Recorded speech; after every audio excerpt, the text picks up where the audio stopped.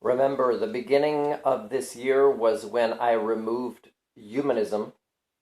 as an impossible worldview now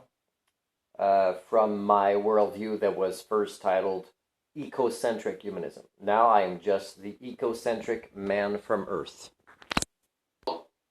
Ecocentric humanism, within a finite system, such as our planet, a potentially successful species, developing technology, must never forget that they only continue to exist, and seek to further evolve, as productive elements of this eons-old and infinitely more complex global system, the natural world, by not triggering those cybernetic feedback loops that suggests that it is trying to crash the system. Whether some of its global cybernetic systems still remain unknown or misunderstood by the Homo communia as a species makes no difference. Gaia's global cybernetic systems are still in place, and will continue to respond to our actions, whether we like these responses, or not. It is not the purpose of the Homo communia to be stewards, caretakers, saviors, or even managers, of this living planet, beliefs born of human chauvinism. On the contrary, it should be the prime directive of the Homo communia, the common man/woman people of this epoch, to assist in evolving all life on this planet without creating any unnecessary imbalances that the global system cannot overcome with its already present, and most efficient, global cybernetic systems. The best way for the Homo communia to succeed at this goal is to not cause any further harm to other elements of the system by ignoring its own most pressing purpose, namely, the healing of themselves as a species, which still stumbles with its own maturation process after so many thousands of years of flawed attempts at proto-civilizations, while having focused on technologies, and its uses, in ways that resulted in immense conflicts with the sustainable evolution of the natural world that predated them as a species.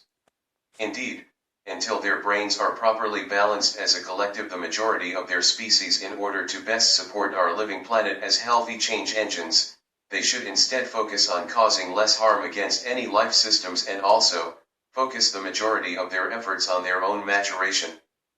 An ecocentric humanist wishes to support humanity, a concept greater than just the Homo communia themselves, as indeed, both sentience and sapience are often more objectively observed among other species within the natural world, in its endeavors, but not at the expense of the greater whole/Gaia/Earth. A culture repairer advises, role models, acts as an ombudsman, retrains the educators/mental health advocates/policy makers, resolves conflicts, with their best possible win/win scenarios, and also, does all this in a spirit of collaboration and accountability.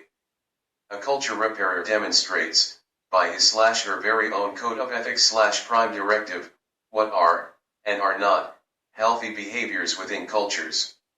For example, he/she seeks to move away from the monetary paradigm, acts in ways that benefit the entire defined holistic social system, but does not do any of this at the expense of other such systems.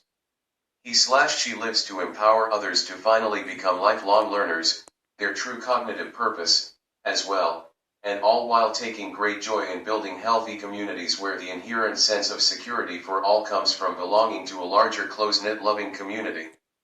This is not at all related to culture-breaking beliefs such as patriotism, economic trade, schools of education that are for profit, or even not for profit, all while possessing more wealth than necessary to truly succeed at their own mission statements with honesty/quality, political maneuvering, domestication, jingoism, indoctrination, or ethnocentrism.